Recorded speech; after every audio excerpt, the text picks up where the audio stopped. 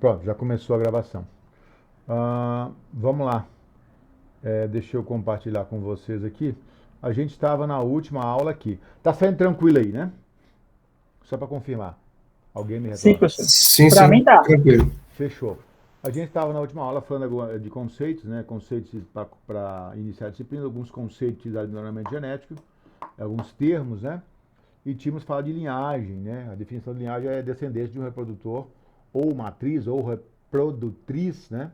Um termo pouco utilizado, mas é um termo também válido, cujos membros desse grupo, esse descendente, esses membros apresentam uma fixação bem considerável, bem notável, alguns traços, algumas qualidades que foram adquiridos por herança, né? Herança biológica, por herança genética daquele indivíduo, daquela matriz ou daquele reprodutor, né? Daquele macho ou daquela fêmea, tá?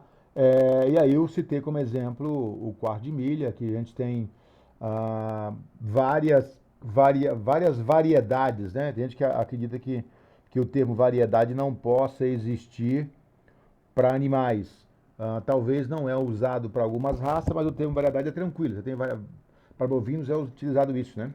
Variedade moxa, variedade vermelha, variedade preta da mesma raça. Então tem várias variedades dentro da raça, né? Alguns, pro caso dos cavalos, do quarto de milho, o pessoal costuma dizer linhagem, né? Mas às vezes não é propriamente uma linhagem, que o conceito de linhagem do ponto de vista zootécnico é esse. Tem que ser descendentes, os indivíduos da mesma linhagem, descendentes da linhagem tal, descendentes de um mesmo indivíduo comum, um antepassado comum. Mas é usado esse termo para definir, às vezes, animais que têm, né, quarto de milha para rédeas, né? Para rédea não, para provas, né? Para esbarrada e tal, e rédea também. Provas de rédea, que envolve isso aqui, esbarrados, animais de apartação, né? O quarto de milha de apartação, ou os animais para prova de tambor, que são todos animais com conformação, às vezes um pouco diferentes. Ou mesmo animais que a gente chama de animais para conformação, que são animais para beleza muscular. Não que eles não tenham outros atributos, mas o principal atributo desse animal, a principal característica dele, é justamente essa massa muscular desenvolvida, né? E existe grande diferença entre um quarto de milha para conformação e um quarto de milha para tambor, por exemplo. A tendência dos animais de tambor é serem baixinhos, né? Mais ágeis. Um cavalo muito grande, muito troncudão, não vai dar muito certo para essa agilidade aqui. Então tem, usando esse termo linhagens para quarto de milha, também tem alguma coisa disso em cães, né? Em bovinos também, né? Tá, ah, às vezes eles falam linhagem, no caso do bovino, às vezes nem é do indivíduo comum, é de uma, de uma seleção, de um grupo de seleção. Por exemplo, no Nelore, só para exemplificar, vou abrir aqui já para vocês começarem a se familiarizarem com isso. Se eu digitar, por exemplo, os touros Nelore, a gente tem alguns nomes, os touros famosos do Brasil, do passado, né, do começo da criação do Nelore, da importação. São touros que têm nome indiano, então nomes meio estranhos, né? E, e aí, se eu digitar esses nomes que escrever linhagem na frente, ó, se eu escrever linhagem, a Rastan, por exemplo, Rastan. Deixa eu ver aqui, ó, Nelore Base Genética Evolução, linhagem Rascrupo, sim, linhagem Rastan, tá? Já saiu alguma coisa aqui. Linhagem Rastan, linhagem Rastan, OB é a empresa, uma marca de Nelore, Ovidio Miranda de Brito, né? Já faleceu. Aqui os nomes que eu falei, ó, Carvade, Golias, Xerepadu, Godavari, Padu e Acasamu. Todos esses foram linhagens, quer ver? Onde é que está aí? Carvade.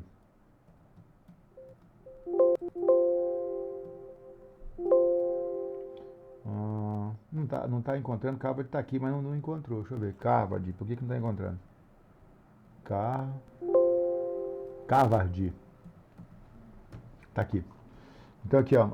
As importações, ela tá. Cava de Golias, Rastan. Então, se eu colocar aqui a linhagem Checurepadu, é um nome indígena, né? Vamos pegar todos esses aqui. E se eu puser lá, vai aparecer animais que têm algum sangue desses animais. Quer ver? Checurupadu. É um nome estranho, né? Porque é nome indiano, então, nome da Índia. Linhagens do Genopardo Genuíno, raça Negori, ah, também outro nome indiano, Negori filho de Shirepadu, Akasamu, Padu, Nagpur, Bazoar, Golias, Rastan, Karvad, Godavari, é outra linhagem, né? Que não apareceu aqui, mas se eu puser aqui, Godavari, eu acho que é assim que escreve, não tenho certeza.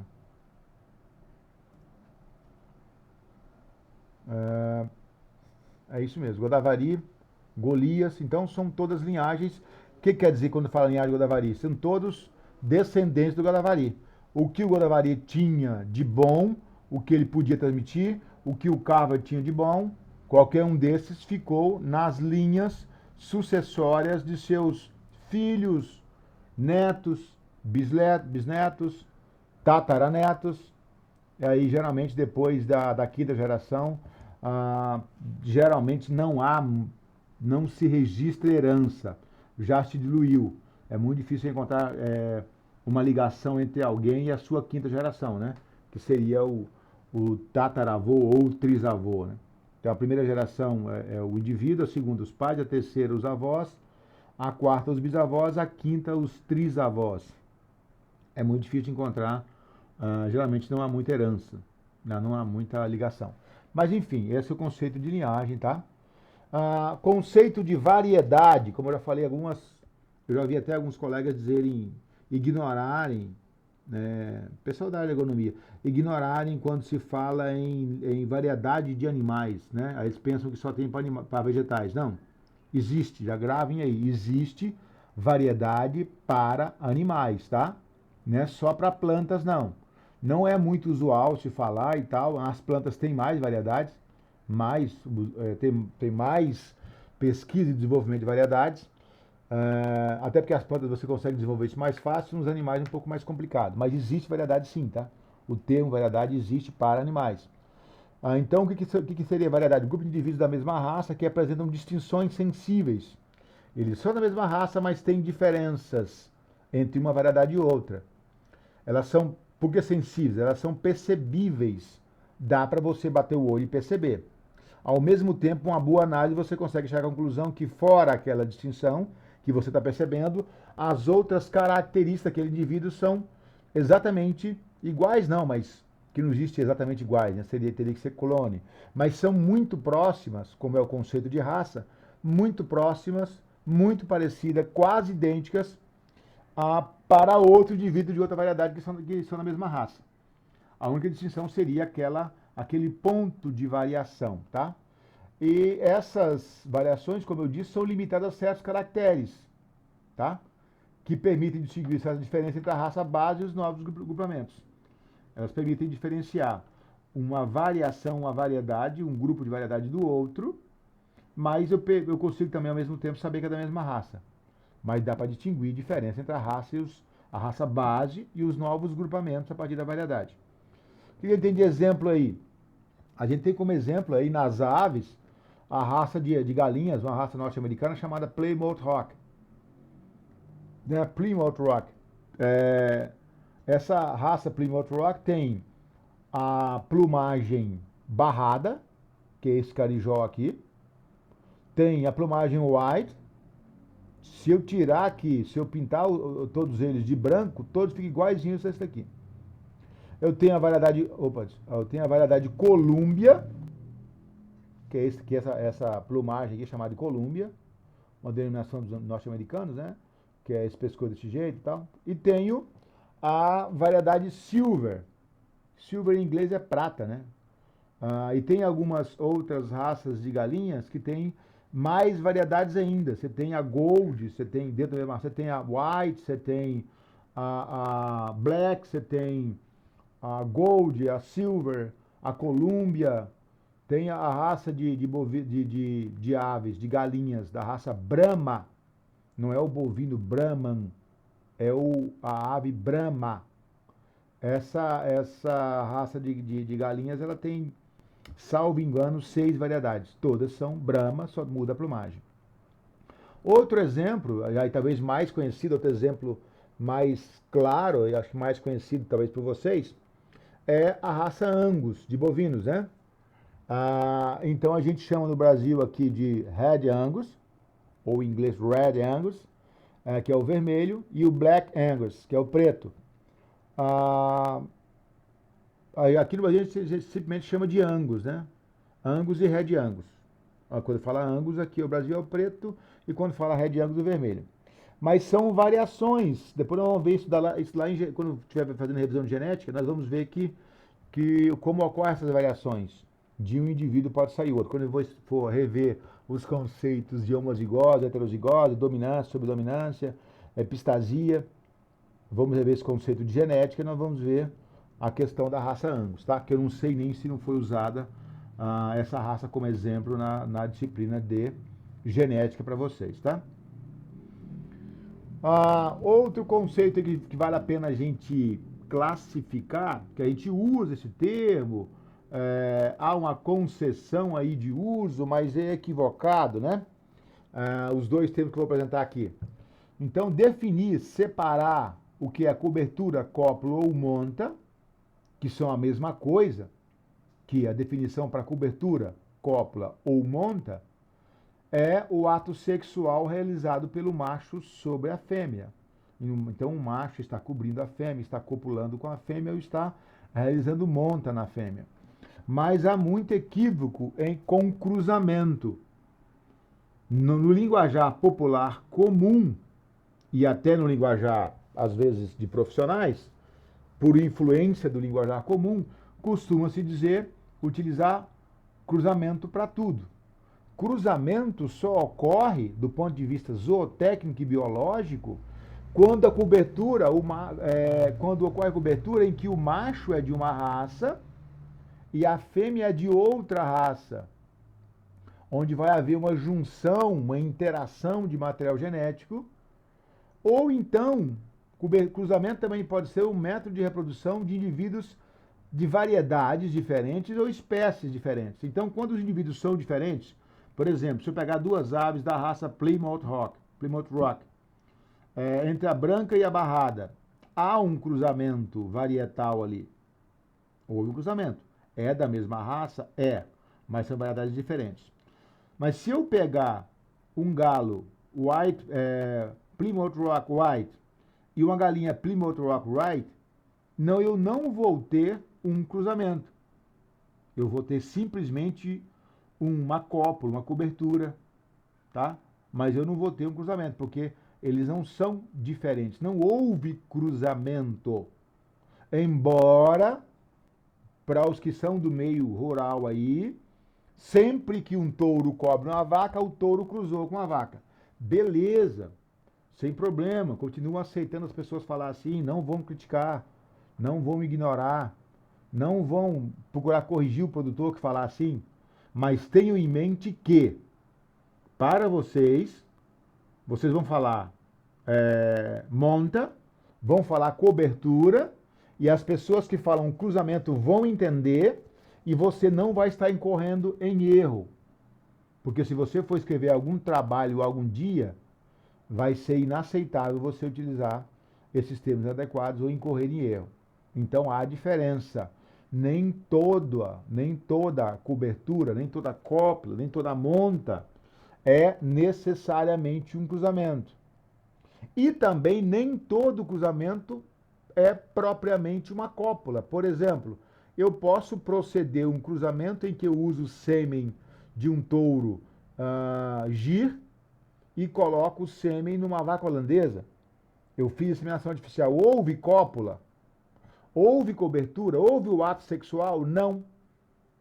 Porque foi uma reprodução em que eu utilizei a inseminação artificial. Não houve salto. Salto é o mesmo que monta, né? O animal saltou sobre a fêmea. Não houve cobertura, não houve cópula.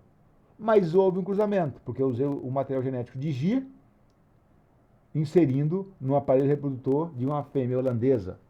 Tá? Então, diferenciar aí o que é monta, o que é cópula, o que é cobertura, que são a mesma coisa, de cruzamento, que não é necessariamente a mesma coisa.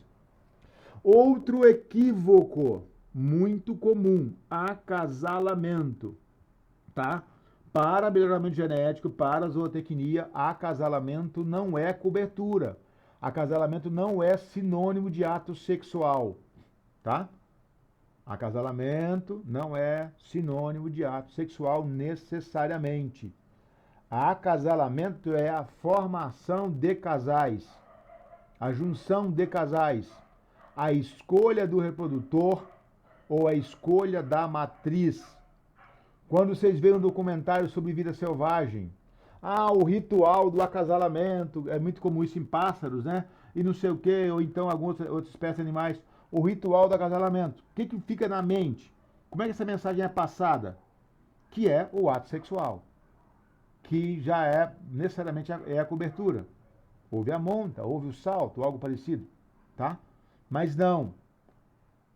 O acasalamento, quem realiza nos melhoramentos genéticos é o zootecnista, né? É o responsável pelo processo. Pode ser outro profissional também, mas geralmente zootecnistas. Como é que ele faz isso? Como é que eu faço acasalamento numa propriedade de animais? Eu vejo, para fazer uma coisa bem feita, né? Eu tenho que ter uma mensuração, uma análise, uma avaliação da qualidade das vacas. Aí eu olho, as minhas vacas têm problema de parto. Os bezerros enroscam, vamos supor, tá? No direcionamento dessa reprodução, no acasalamento, eu vou usar preferencialmente touros que deem bezerros pequenos ao nascer. Eu estou direcionando o acasalamento. Eu estou formando casais da vaca X com um touro Y, ou de todas as vacas do rebanho com um touro só. Eu posso fazer isso, porque se for por inseminação, eu posso inseminar milhares de vacas com o mesmo touro. Se for por monta natural, não, porque daí um touro não consegue dar conta de mais do que aí, em boas, ótimas condições, touros muito bons, 30, 35, excepcionalmente 40 vacas, né, durante o ano, ou durante a estação. Mas geralmente a gente faz uma média aí, uma base aí de 25 vacas por touro. Mas quando é inseminação artificial, não, a gente sabe que o sêmen está coletado, tem grande volume, grande quantidade, milhares de doses, se eu tiver condições de comprá-las, e aí eu tenho essa oferta, né? Ninguém usa um touro só, usa mais que um. Até porque se der uma errada lá no touro, você não errou para tudo, né? Não pôr todos os ovos numa cesta só. Então o que é acasalamento? É a condução, é a escolha. Vamos pensar em gado leiteiro. Eu tenho vacas com úbere. Depois vamos ver as características aí, tá? Em gado leiteiro. Vacas com tetos muito grandes. E aí atrapalha na hora de botar o sistema de ordenha. E eu preciso corrigir isso no rebanho. Cortar os tetos das vacas? Não, isso não existe, é impossível. Naquela vaca não tem como corrigir. Tem que corrigir no rebanho, como eu disse, não na vaca. Como é que corrige no rebanho? Eu coloco touros que sabidamente têm informação de que produzem filhas com tetos pequenos. Então, o que vai acontecer? Juntando a genética da mãe com a genética do pai, a tendência é que essa filha nasça com teto maior do que a média dos tetos das filhas daquele touro, que já foram registradas e comprovadas e avaliadas, mas menor do que o tamanho dos tetos médio daquele rebanho. Então, eu vou produzir um rebanho com tetos mais corrigidos. Se eu tenho animais que o peso ao nascer é muito pequeno, eu coloco o touro que eleva um pouco o peso ao nascer. Se eu tenho um rebanho em que o peso a desmama é baixo, isso aí é uma característica que às vezes depende mais da vaca do que do touro, mas eu posso botar um touro que sabidamente produz bezerros que crescem bem do nascimento à desmama. E assim por diante, tá?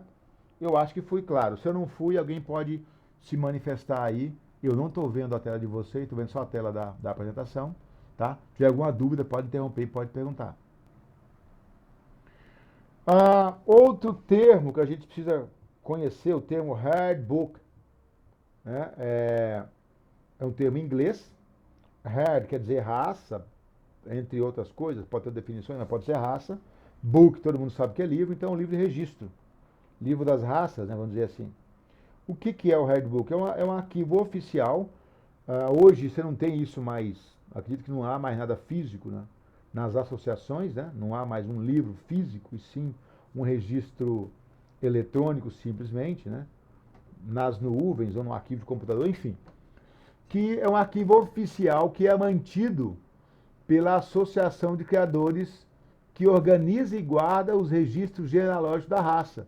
Então, cada associação de criadores vai ter,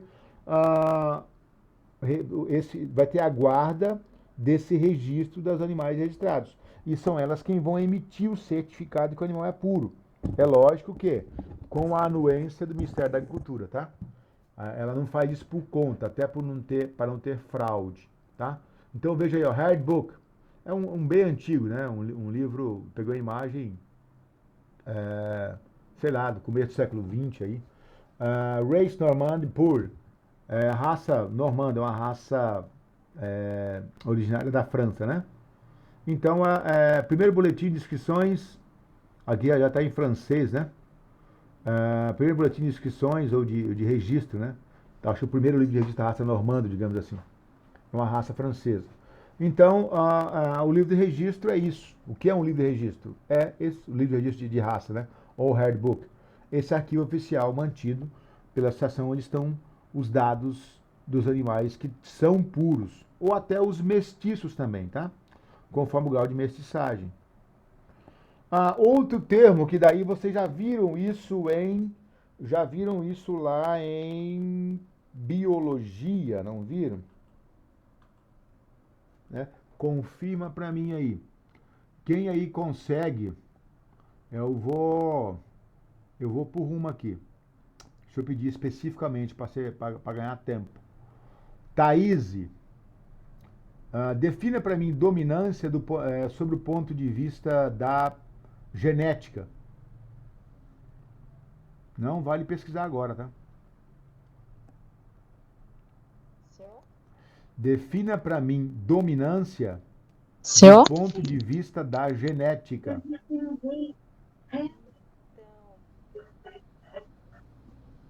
Então, na questão É, de dominância e recessividade, você está falando, né? Então, o dominante é o que certo. ele sempre se manifesta. E o recessivo é aquele Correto. que ele pode ser mascarado pelo Isso, dominante. se manifesta no fenótipo, né? Então, o gene, o dominante, na verdade, se ele tiver presente na junção, ou seja, mesmo que seja não esteja os dois caracteres, né? Os dois alelos, ele vai expressar no fenótipo essa característica. Então, vamos ver agora uns exemplos aí. João Paulo, seguindo nessa linha de dominância e recessividade, o que seria homozigose e heterozigose?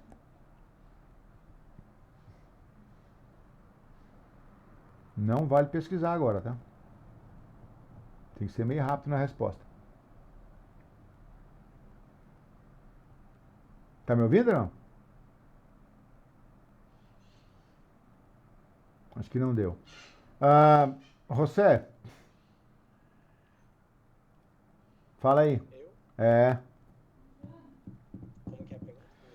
Eu? nessa linha aí que eu perguntei pra Thaís sobre Como que é a pergunta? dominância, Queria repetir? e ela falou sobre dominância e recessividade, né? Mas tem mais coisa, tem sobre dominância, tem codominância. Mas fala pra mim sobre homozigose e heterozigose. Define pra mim o que é uma coisa e o que é outra.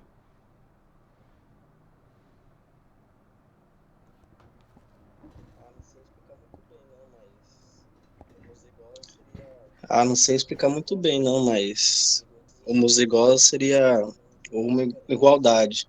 Zigotos iguais e heterozigoses seriam zigotos diferentes. Apresentariam Não seria bem características característica, sim diferentes, carga ou genética, né? uma coisa assim, não sei A explicar direito. homozigose é quando nos dois alelos, que o gene, É um isso. gene são dois códigos paralelos, né? No cromossomo, né? Dentro do cromossomo específico, tem dois códigos paralelos para aquela característica. E aí ocorre divisão, um vai para o lado, vai para o outro, quando ocorre a meiose. Eles migram, aí a célula se divide e ela fica com metade da carga para um lado, metade para o outro. Então, homozigose é quando os dois são teoricamente iguais, ou seja, tem a mesma carga genética para aquela característica.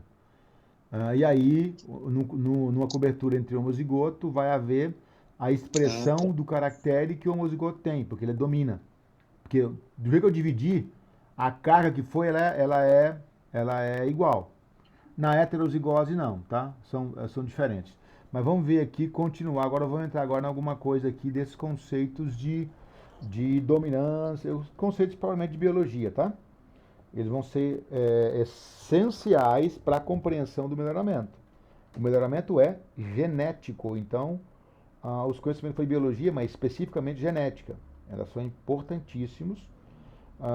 E quem tiver material aí de genética aí, volte a fuçar para a gente poder dominar isso, tá? O alelo dominante, ele suprime a manifestação do outro quando em heterozigose. Ou seja, quando na formação do indivíduo, ou lá os gametas, né? O gameta masculino, que é o espermatozoide, o gameta feminino, que é o óvulo, tem metade da carga, a gente fala haploide, né? Metade da carga genética. Quando se juntam essas duas cargas para formar os indivíduos que são, a gente chama de 2N, que é diploide, uma célula 2N, com as duas cargas, com os dois lados completos ali. Então, quando essa junção, se houve a junção de um indivíduo que liberou uma carga que é dominante e se uniu com uma carga que é recessiva, as características formadas para aquele caso, não para o indivíduo como todo, porque cada gene desse é para uma característica. Essa característica vai obedecer às informações que tem no dominante, porque elas vão suprimir as informações do dominado. Então, num fenótipo em que eu tenho heterozigose, eu sei que eu tenho alelos diferentes da formação da célula, a célula diploide, o que vai valer é a informação contida no gene que domina. O outro é dominado. Se eles forem homozigoto para a dominância, forem iguais, aí não vai mudar, vai ser a mesma coisa. Só vai ser diferente se eles forem homozigotos para a recessividade.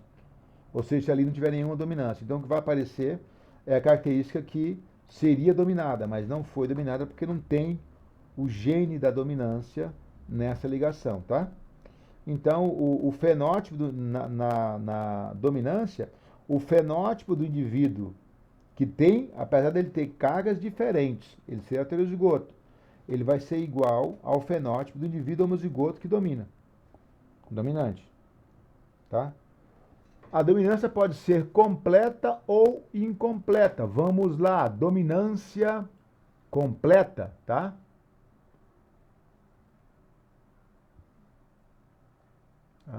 Devagar aí. Um exemplo de dominância completa, nós citamos lá atrás, é a cor da pelagem da raça Angus, tá? Vamos olhar os genes aqui. Lá na genética, você vê muito negócio de azinhazão, né? Bezinho, bezão. Vamos botar aqui. Eu botei esse símbolo aqui, simbolado como B, de black, né? Em inglês, black. Então, o Angus preto, o Angus negro, ele pode ser recessivo ou pode ser dominante. Mas um Angus negro dominante, BB maiúsculo, ao se acasalar, uma vaca, por exemplo, aí, né? Negra, homozigótica, ao se acasalar com um touro vermelho, que é da mesma raça, mas esse touro é recessivo, ou seja, na divisão, essa vaca libera um B desse, e esse touro libera um B desse, um maiúsculo outro minúsculo. Vai juntar e formar um indivíduo B maiúsculo, B minúsculo. Esse indivíduo vai ter todas as características fenotípicas exteriores dessa mãe. Mas ele tem na carga dele o gene desse pai. Só que esse gene não tem poder para atuar sobre esse gene que manifesta a expressão de cor negra. Então, o bezerro vai nascer com essa característica de negro, tá? Então, vamos ver aqui, vou fechar porque está cortando um pouco da imagem. Então, vamos ver aqui, ó, o genótipo, a carga genética, se for B maiúsculo, o indivíduo a aparência fenotípica é preto. Se a carga genética for B maiúsculo, B minúsculo, a aparência fenotípica do indivíduo é preto. Se ele for recessivo, B minúsculo, B minúsculo, vai ser vermelho, tá? Então é essa a expressão que a gente tem para a dominância completa, né? E mais um exemplo seguindo aqui é o chifre na raça Nelore. O chifre é um caractere dominante. Ah, mas tem mais gado de mocho, tem mais gado de chifre que mocho. Perdão, chifre não. O mocho é um caractere dominante, perdão. O mocho é um caractere dominante nos bovinos. Aí você pode dizer, mas tem mais gado de chifre que mocho? Beleza. É porque ao longo da seleção os animais de chifre se deram melhor. Mas o chifre, o mocho é dominante. Então, o indivíduo mocho, ele é M maiúsculo, M maiúsculo. O indivíduo de chifres, ele pode ser M maiúsculo, M minúsculo, ou os dois M minúsculo. Se eu acasalar um indivíduo homozigoto recessivo, ou seja, Mzinho, Mzinho, não é dominante, é recessivo, mas é homozigoto, os dois são iguais. Um indivíduo desse, uma fêmea aqui no caso, pode ser outro animal, com um macho que é homozigótico, dominante para o caractere mocho, eu vou ter um produto mocho no final. Fenotipicamente ele é mocho, igualzinho aos pais. Geneticamente, ele tem metade da carga da mãe e metade do pai. Então, ele é um heterozigoto. Então, é diferenciado, tá? E o genótipo aí, ó, dá pra gente ver mais ou menos, cortou um pouco, mas se ele for M maiúsculo, ele é mocho. Se ele for M maiúsculo, M minúsculo, devido à dominância do M maiúsculo, ele vai ser mocho. Só que se ele for Mzinho, Mzinho, ele vai ter chifre. Então, o chifre nos animais, nos bovinos, é um caractere recessivo. A lógica seria que existisse mais animais mochos que de chifre. Tá? Contudo, a seleção, principalmente no zebu, ela primou pela presença do chifre por causa de predadores. Então os animais recessivos eram menos quantidade, mas acabaram dominando. A recessividade, o que é? É o processo contrário à dominância. Ou o indivíduo é dominante ou ele é recessivo. Outro termo, esse vocês nunca ouviram falar. Pleiotropia. A gente aprende que, na genética, um gene controla uma característica. O gene que controla a cor do cabelo, pá. O gene que controla a altura, pá. O gene que controla, sei lá, facilidade de ter problemas digestivos, não sei. Tá? Então, existe ainda nessa questão da genética, a gente tem essa característica que um gene pode controlar mais que uma coisa, mais que uma característica, tá? Aí foge um pouquinho daqueles conceitos que a gente tinha de que para cada característica um gene específico. Outro conceito é epistasia. Nesse caso, é quando um gene é capaz de inibir o outro. Então, o gene que inibe, o inibidor, o que tem poder, que tem ação sobre o outro gene, é o chamado gene epistático. E o gene que é inibido é chamado gene hipostático. Então, a epistasia, que é a possibilidade de inibição de um gene por outro. Outro conceito, esse gravem bem, nós vamos ter mais contato com esse termo mais vezes, que é o heterose. A heterose é a diferença entre a média da característica que é avaliada. Quando eu avalio, sei lá, vamos avaliar aqui a altura da garupa, sei lá, tá? Então, uma característica, né? Você pode avaliar várias, mas vamos pegar uma só, por exemplo, aqui e trabalhar só com essa. Então, a heterose é a diferença entre a média dessa característica que foi avaliada, que é a aparência que o animal tem, nos indivíduos que vieram de um processo de cruzamento, ou seja, sendo mestiços, e essa mesma média dessa característica que foi medida nos pais. Então, eu meço o indivíduo, no caso de altura de garupa, e vejo a média da altura de garupa ou nos pais ou no rebanho. A diferença que teve vai ser denominada heterose. que é o que o animal vai herdar da parte, digamos, boa de pais e de mães. Qual a importância da heterose? Ela é de alta importância, de grande importância, porque os cruzamentos entre indivíduos com características diferentes tendem a concentrar na filiação, na F1, que é o primeiro indivíduo da filiação, a qualidade dos pais. Então, a heterose vai ter importância principalmente, e na verdade só vai acontecer nessa situação, quando eu fizer um cruzamento. Quando houver cruzamento de indivíduos que tenham características diferentes, distantes, a tendência é concentrar no produto a... Ô, pessoal, espera um pouquinho, eu tô com uma encomenda em Colorado, que se for me ligar, eu preciso resolver isso aqui. Dá um tempinho, por favor. Oi. Oi, falando. Pode falar.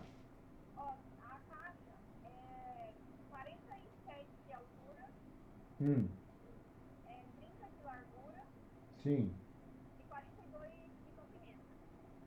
Altura, largura, comprimento. Beleza.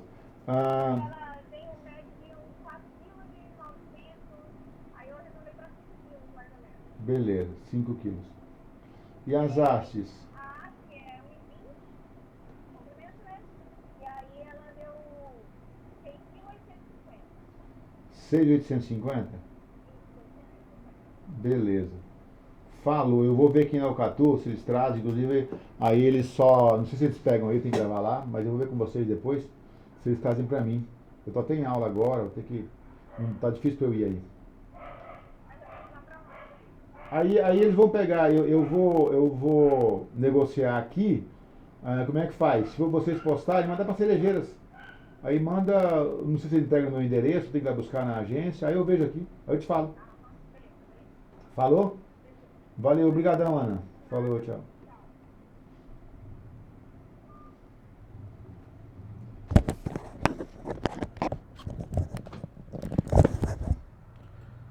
Pessoal, vou aproveitar essa pausa, vou pegar uma água ali. Espera um pouquinho, tá?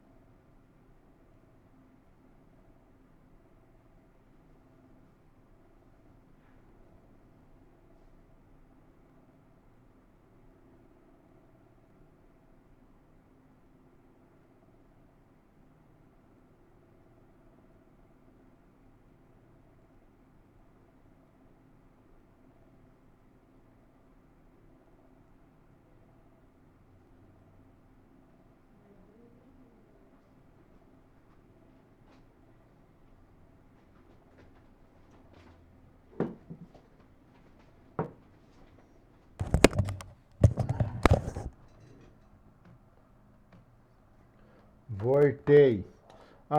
Vamos lá. Uma coisa antes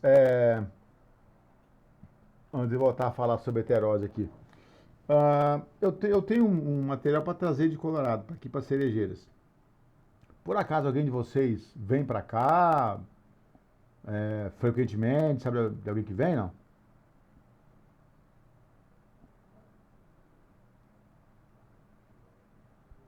Pior que no momento não, hein, Tá, professor? eu vou ver, porque pela buscar tá complicado. Eu vou ver se consigo. Eu tô vendo se o Catur traz para mim. Eu acho que é isso. Oi, boa tarde, João. Boa tarde, professor. Creio que essa semana eu tô indo para Você tá aí em Cerejeiras. Colorado? Você vem quando? Isso. Amanhã Ô, ou cara, eu depois? vou ver. Você sabe onde é a Agroaves? Ah, você tá vindo Sei. de quê? De moto? Tá, a caixa, Isso. a caixa ela pesou 5 quilos e mede 47 por 30 por 42. Mais ou menos 50 por 30 por 42. Será que você consegue trazer? Eu creio que dá É levar uma sim, caixa professor. e 7 hastes para aterramento de cerca elétrica, tá? Você dá uma avaliada para mim? Se você puder avaliar para mim, se você Sim. consegue trazer, beleza. Se você não conseguir, como é que eu posso falar contigo? Tem que pegar, tem que pegar o Beleza, então. telefone Eu seu, passo lá e né? dou uma olhada. Você pode ir quando lá? Tá, beleza. Creio que Então, hoje à tarde, depois nós da temos aula. aula amanhã, né? Ou Depois da depois das manhã? 5 horas. Quando é que é? Nós temos aula. É que amanhã é quarta tarde, né? A tarde tá mais de boa pra ir, que não tem aula. Amanhã tem aula Tem na parte da a do manhã. melhoramento é amanhã? Eu fico perdidão, cara. Espera um pouquinho. É amanhã, eu acho que não sei se é o primeiro Tá, horário ou é o beleza então. segundo. Vamos fazer assim. Ô, João, se você puder. É, é os últimos horários da manhã, a partir das 9h50. Se você puder verificar isso pra mim lá e me dar o retorno amanhã na hora da aula, pode ser? Se você consegue Pode ser trazer, sim, professor. tá? Faça isso. Aí você veja lá e me dá o retorno. Se você achar que não dá, aí eu vejo o Catu. Eu fui lá hoje ver, mas ele não tinha os dados da caixa, ele não tinha nada. E ele não tem como falar valor nem nada. Eu tinha que ter essa informação. Eu fui na hora do almoço lá, mas depois eu tenho 6 aulas hoje, não sobrou muito tempo para resolver isso. Mas beleza, então fica assim. Se você conseguir ver isso pra mim, tá? Valeu. Fechou. Vamos lá, vamos voltar aqui sobre heterose, tá? Esse é um termo bem interessante, bem, na verdade, importante, né? Ele é necessário, o conceito de heterose, tá? Como é que você mede isso? Eu tenho lá, a heterose só ocorre, vamos deixar claro aqui, umas coisas que eu já falei, vou frisar de novo. Heterose só ocorre em cruzamento, né?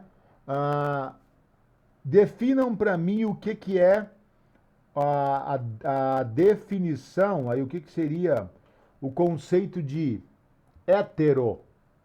A gente viu falar em homozigoto e heterozigoto, né? O que é homo e o que é hetero? A palavra homo quer dizer o quê? Com H, né? E hétero quer dizer o quê? Alguém pode definir? Igual e diferente. Igual e Beleza, diferente. show de bola. Definição bem curta e rápida, né? Então, assim, a heterose, ela já ela traz no nome dela. Há uma expressão de diferenças, né? Então, só vai ocorrer em cruzamentos. Heterose não ocorre em acasalamentos que sejam, que não haja cruzamento, tá? Então, quando você faz um acasalamento com diferenças, ocorre heterose. Então tá, eu peguei e fiz um cruzamento entre giro e holandês, tá? Para exemplificar aqui. Peguei um touro G, coloquei sobre o sêmen ou o touro, enfim. Mas houve um cruzamento de G com holandês. Aí eu tenho lá a média de produção do rebanho ou do local, ou da mãe, né? A média da mãe ao longo de várias lactações que aconteceram antes, ou enfim. Eu sei lá a média de produção da mãe. Eu sei quanto a mãe produz. E eu tenho a média do praio. Mas o touro não produz leite, mas touro leiteiro se baseia pelas irmãs, pela mãe e melhor ainda pelas filhas, né? Mas se você não tem filhas ainda, você tem a mãe e tem as irmãs. É por elas que você especifica a média a expectativa de produção de leite daquele, não do touro, mas que as filhas dele vão ter. Você tem aquela média daquela família, das mães lá. Aí você faz. Aí tem a filha, e a filha nasce. A diferença entre a média desse caso, qual é a característica avaliada aqui? Produção de leite. Poderia ser gordura do leite, poderia ser proteína do leite, poderia ser duração da lactação, poderia ser várias outras coisas, mas a gente calcula característica por característica. Poderia ser, por exemplo, ganho de peso, poderia ser peso a nascer, poderia ser peso a desmama, mas uma característica só. Aí ocorrem várias, pode ocorrer em várias, mas eu avalio uma por uma, tá? Então, a média dessa característica que eu estou avaliando, nos indivíduos, qual foi a média de produção de leite, quantidade de leite na filha? Nessa filha que nasceu ou nas filhas que nasceram desse cruzamento. Pá, que são os mestiços. E a média da mesma característica medida nos pais. Eu junto a capacidade de produção das parentes do pai com a capacidade de produção da mãe, faço uma média e comparo com a média que a filha deu. A diferença entre a média dos filhos, ou nesse caso, estou falando de uma filha, né? E a média entre os dois, pai e mãe, vai me dizer se houve heterose ou não. Tá? Esse é o valor da heterose. Vamos ver aqui. A heterose já tem alta importância, altíssima importância, por quê? O que ocorre é que no cruzamento entre indivíduos que tenham características diferentes, há uma tendência de concentração, né, a gente chama nos F1, né, na filiação 1, nos filhos, as qualidades dos pais. Por que as qualidades dos pais? Todas as qualidades? Não, só as qualidades. Por exemplo, vamos citar exemplo aqui, giro holandês. Qual a principal característica do gir, qualidade do gir para essa questão do leite? A questão da resistência ao calor, a verminose, a carrapatos, a esse ambiente tropical que nós temos. O gir se adapta muito bem a isso. Do outro lado, o holandês é muito sensível para isso, ao calor, a carrapato, a verminose, a berne não é igual, mas a mosca também é igual, mas esses pontos aí que são problema. Então, qual é a qualidade aí no caso? A resistência às condições. Aí, por outro lado, qual é uma qualidade grande do holandês? Capacidade de produção de leite, mansidão. Né? Eu já falei de dois, vamos falar de um só. Capacidade de produção de leite, volume de leite produzido. O holandês é campeão. É a raça que mais produz no mundo. As melhores vacas do mundo são holandesas. Tá? Com isso, e já o Gir está longe do holandês na produção de leite. É um gado leiteiro, vai ter alguma informação ali sobre leite, beleza. Do gado zebu é o que mais produz leite. Mas não é, né, não é um holandês da vida, não chega perto de um padre suíço, não chega perto de um Jesse, nada, perde para essas todas aí. Aí o que vai acontecer com a filha? Ela vai nascer com características muito próximas da qualidade do pai para a questão do calor e verminose e tudo mais, e com características muito próximas da mãe para a produção de leite. Eu falei de duas características só, que ela vai desprezar o lado ruim da mãe e herdar do pai, e vai desprezar o lado ruim do pai e herdar da mãe, conforme a característica que esteja sendo avaliada. Então, a gente acaba concentrando nos filhos as qualidades dos pais. Quais? Nesse caso, rusticidade e produção de leite. Porque eu tinha produção de leite no holandês, mas não tinha rusticidade. Tinha rusticidade no Gir, mas não tinha produção de leite. Quando eu faço esse cruzamento, eu tenho esse resultado. O problema é, para aí, porque se eu pegar esses produtos, eles não replicam, eles não passam isso para frente. Lá mais na frente nós vamos entender o porquê disso, tá? Mas aí eu tenho sempre que morrer no cruzamento e produzindo meio sangue, que é o animal que dá o melhor resultado nos cruzamentos, é o meio sangue. Qualquer outro cruzamento não dá tanto resultado. Mas é isso. Então, existe uma fórmula para calcular a heterose, tá? Lá na frente nós vamos ver um termo herdabilidade, tá? Mas não confundam com heterose. Heterose é simbolizada por um H maiúsculo com o símbolo de percentual na frente.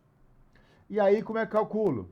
Eu abro um parêntese e coloco a média da geração F1, a média aqui, no caso aqui, eu estou falando média porque é o seguinte, você não mede heterose de um indivíduo só, você mede de um grupo, né? Então eu tenho várias filhas de um cruzamento, a média dessa geração F1, a média dessas filhas, tá? Menos a média dos pais, dentro de um parênteses, pode ver que tem um colchete aqui na frente, ó, separando, na matemática é isso, né? Para separar as coisas, um colchete, um parêntese aberto, aí a descrição do cálculo, fecha o parênteses, então esse cálculo aqui é feito primeiro, e divido isso pela média dos pais e multiplico por 100. Isso na descrição linear aqui. Mas eu colocando isso numa equação, heteróide, que é o H percentual, é igual. Essa letra aqui é a letra Mi, grega, que simboliza média, né? Vocês já viram isso acho, em estatística, viram isso em outra situação, mas a média também é simbolizada por o X com o traço em cima. Mas tem lá, então a letra Mi, a média dos F1, a média da filiação 1, porque F1 é a primeira filiação, F2 é a segunda, num programa de cruzamento, já vão se familiarizando com essa média aí, com essas denominações, tá? F1, menos a média dos parentais, que é simbolizado por P. Parentais são os pais, tá? Até porque em inglês, parents é pais. Isso tudo dividido, esses dois resultados, dividido por a média dos pais.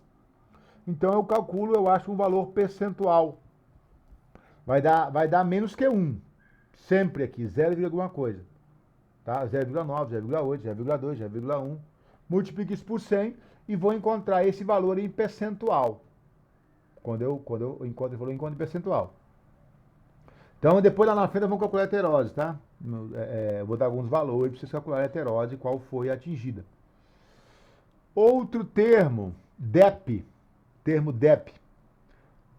Já estamos aprofundando aqui dentro de melhoramento mais. Vocês vão ouvir muito falar sobre DEP. Se vocês vão ver alguma palestra sobre melhoramento, vão ouvir DEP. Se for ver livros de touros, vão ver DEP. Ô João, você que trabalhou lá no Lourenço, né? Foi. Você deve já ter ouvido isso, DEP, lá nesses contatos, lá com o pessoal da ABCZ, ou mesmo lá Deve ter ouvido, né? Ou não? Tá. O que é DEP? Sim, eu já vi meio por cima, em português, né? Uma sigla para diferença esperada de progenie. Progenie, vamos deixar bem claro, no próprio nome já diz, são os filhos, os descendentes, tá? Diretos são os filhos. Descendente direto, né? Na linha, né? Sucessiva. Pai e filho. Então, a diferença, que isso é uma projeção, é uma esperança do que vai acontecer. É o que você espera que vai acontecer, mas baseado em quê? Baseado no que já aconteceu no passado. Eu espero que vá se replicar. Por isso, diferença esperada. Essa DEP é uma estimativa de quanto a progenie, quanto a geração, os filhos, e nunca se trabalha com um indivíduo só, geralmente são números grandiosíssimos, enormes, quantos filhos de um determinado reprodutor, geralmente trabalha com touro, geralmente as DEPs são para os machos, né? Nesse caso, o universo, eu vou falar muito em touro, porque o melhoramento serve para qualquer espécie.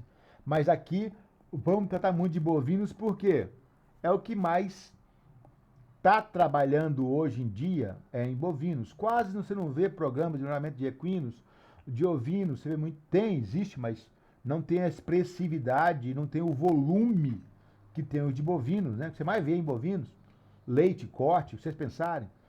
Você não vê muito programa de melhoramento em suínos, existe sim, mas eles não estão aí sendo feitos por fazendas, por empresas, como é o caso do bovino.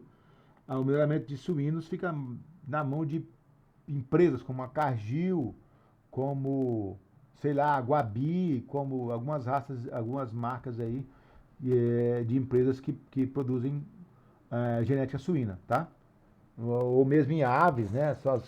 Em aves é pior ainda, está na mão de grandes empresas que nem brasileiras são. Elas são japonesas, francesas, norte-americanas, basicamente, na verdade a maioria são norte-americanas. A genética de frangos, né? Eles são 82 a maioria. Então, essa DEP é a estimativa de quanto essa progenie de um determinado reprodutor é diferente em termos de desempenho da média da raça. Por exemplo, qual que é a média da raça tal para peso ao nascer? Ou mesmo, qual que é a média do rebanho? Eu tenho um rebanho, tá? Eu tenho lá, vamos pensar aí na propriedade que o João trabalhava lá, do Lourenção. Quantas vacas tinha lá, João? Você lembra? Tá. 300 matrizes ou Eu acho que tinha uns 300 300 reis. 300 matrizes. Vamos supor que o João trabalhava lá e Não, tal, só na das Subzero matrizes. pesava, né, João? Beleza. Você pesava, outro pessoal pesava e tal, todo mundo tinha informação. Certo, Aí sim. mandava lá pro escritório, para quem, ali o filho dele, sei lá quem, ou lá fora, onde eles estão, São Paulo, Paraná, sei lá, fazia esses controles. Aí, esse registro, na verdade, né? E controles também. E aí eles têm, não, eu pesei lá todo, das 300 vacas, vamos supor que dentro de um ano civil, 12 meses ali, pariram algo aí em torno de 250, 270 vacas. Não que a 30 não venha a parir, mas dentro de um ano é difícil ter 100% de parto, dentro de um ano civil, né? Não é de janeiro a janeiro, de janeiro a dezembro, ou então de novembro a fevereiro, assim, novembro a começo de dezembro, assim por diante. Então, dentro de 12 meses, é muito raro ter 100% de parição. Uma falha, um atraso, uma coisa ou outra, não dá 100%. Mas vamos supor que dê aí uns 90%, né? Que tá aí, show de bola, top de linha, né? Bom demais. 90%, 3 vezes 9, 27, 270 partos. Aí desses partos, dessas matrizes, o cara tirou a média lá, e a média ao nascer do bezerro é de 28 quilos. A média do Nelore é 25, até uns 30, né? Eles nem podem aumentar muito porque não é interesse. Começa a nascer uns bezerrinhos meio grandes demais, uns monstrinhos, aí problema de parto. Vamos supor então, sei lá, botar um pouco mais pesado, 32 quilos. Beleza. Aí, eu tô dando exemplo de média a nascer, mas média a nascer é um valor que você não mexe. Não é interessante mexer, tá? A menos que esteja muito, muito baixa. Aí você eleva. Ou que esteja muito alta, você abaixa. Não é interessante. Porque se eu mexer e começar a pôr touros com informação genética para gerar filhos pesados ao nascer, e as vacas também geram, já tem a genética de gerar filhos pesados ao nascer, começa a parir uns elefantes, enroscar bezerro, problema. Aí é lona. Falar nisso, João, vocês tinham, o que você lembra? Vou usar essas informações aqui para auxiliar na aula. Qual que era a incidência, mais ou menos? Não vou perguntar em percentual, não, você não vai ter essa informação. Talvez não tenha de cabeça, assim. Mas havia muitos casos de problemas de parto lá, não? Enroscar. Então, professor, na vacada velha, até que não tinha muito, tá. mas quando ia pegar as novilhas, volta e meia um enroscava. Não, isso é normal. Mas acontecia muito esse problema nas FIV. Você sabe por que na FIV acontece isso, não? As FIV eram todas, praticamente. Porque normalmente as vacas já são pequenas, né? Você escolhe o que acontecia? Escolhia as vacas, a doadora era de lá mesmo. Mas não é só isso, não. E era João. touro grande com vaca grande e jogava nos vaquinhos miúdas. Vocês marcavam, faziam previsão de parto, não? Nas FIV, batia certinho ou atrasava? Sim.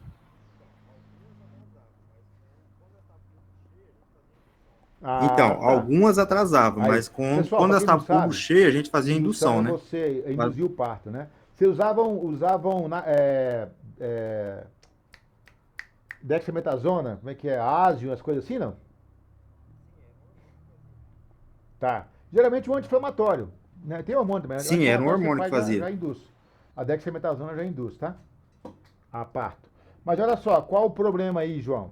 O processo de PIV, de produção in vitro de embriões, as substâncias que você usa para nutrir o embrião, todo esse processo, acaba acontecendo um fenômeno, e eu falei isso, eu participei de um curso, no curso não, eu participei de um curso, eu ministrava três módulos para produtores num programa de melhoramento genético de gado de leite aqui do Cone Sul do estado de Rondônia, promovido pela Emater. Vocês ficaram sabendo, isso tem uns 3 anos para 4 anos. E aí era transferência de embrião, né? Os embriões vinham já prontos para ver embriões de sexo feminino para ser implantado nas vacas, tá? Nesses casos ocorre um atraso, não ocorre um legal reconhecimento e não ocorre um parto dentro do prazo. Junto a essa informação que o João falou, doadoras são vacas grandes. O que são As doadoras, vamos ver depois o termo doador aqui, tá? São as vacas que doam material genético. Porque os filhos que nasciam não eram filhos das mães que estavam parindo.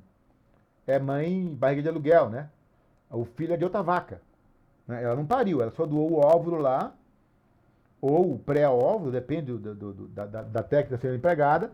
Ou você insemina aquela vaca com um sêmen e ela ovulou 3, 4, 5, 6, 7, 8 óvulos e começa a desenvolver, depois você vai lá e retira, faz a lavagem, retira do útero aqueles óvulos, aqueles embriões, perdão, e implanta em outras vacas, ou você aspira as vacas e produz aqui tudo no laboratório, fecunda e tudo mais, começa a gerar em laboratório, começa a crescer os embriões no laboratório, aí vai implantado dentro da fêmea. Resumindo, é isso. Mas esse processo, ele leva a um problema de reconhecimento entre mãe e filho, algo assim, mais ou menos desse tipo. E ocorre uma coisa chamada gigantismo. Também ocorre com seres humanos, tá? Porque essa técnica ela já foi empregada e é empregada em seres humanos para mulheres que não conseguem se reproduzir. Então, a mulher que não consegue gerar, já vi casos aí que a mãe gera o filho para a filha. O óvulo é da filha, o espermatozoide é do marido da filha, e a mãe só gerou a criança na barriga, vai gerar, vai parir, mas é filho, geneticamente filho da mulher lá. Ela pariu e tudo, mas não é filho dela. Tá? Então tem esse negócio. E aí ocorre isso, porque ele passa do ponto de nascer.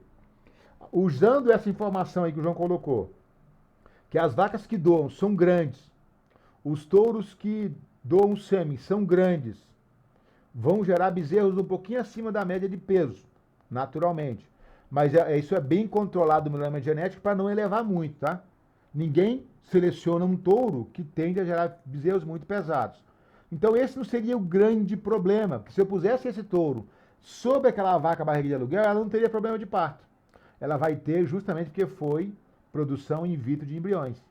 Ou foi a fertilização in vitro, né? Ou então essa transferência de embriões. Uma coisa é a PIV, a produção in vitro de embriões, né? Que a FIV, que é a fertilização in vitro, ela faz parte do processo de produção, faz parte da PIV. E tem a transferência de embriões, que é naturalmente fecundado na vaca, só retira dela e passa para outra. Tá? Então, tem essa questão, mas o principal fator aí, depois eu posso achar tem uns artigos na internet aí em inglês que tratam disso. Chamam de gigantismo. O animal passa da hora de nascer, tá? Aí tem que induzir esse parto. Deu hora, não nasceu, induz. Induz e já fica nos peões preparados, né, João? Não sei se vocês estavam lá atentos para ficar observando a vaca, vigiando ela. Para ver se enroscar, se precisa ajudar, né? Puxar ou coisa parecida. Tá? Então, essa diferença esperada de progênie, essa estimativa aí de quanto o indivíduo vai ser superior. Nesse caso, eu citei peso ao nascer, mas eu citei esse caso aqui, mas não é interessante mudar, tá? Então, o que eu espero da DEP para peso ao nascer de um touro?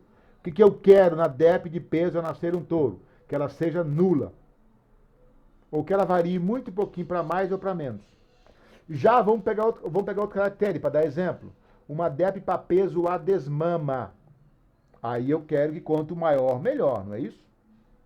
Eu quero um bezerro que nasça aí um rato e desmame um elefante. Todo mundo quer isso. E quem não sabe que quer, tem que querer. Todo mundo tem que querer um bezerro, principalmente de gado a pasto, de Nelore. Quero um bezerro que nasça levinho, mas que cresça rápido pra caramba. O Angus é assim, né? Quem conhece Angus sabe, nasce um bezerro pequeno. Mas cresce rápido, ele mama pra caramba também. Ele suga a vaca, mas cresce rápido. Desenvolve rápido. E o que eu quero da DEP de um touro? Uma diferença esperada de progênie de um touro para a peso ao nascer. Que ela seja positiva e alta. Tá?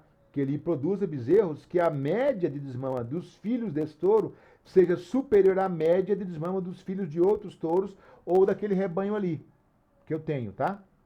Se não for claro, me interrompe e pergunta, mas nós vamos ver mais vezes sobre DEP aí. Outro termo utilizado no melhoramento, PTA, Predicted Transmission Ability,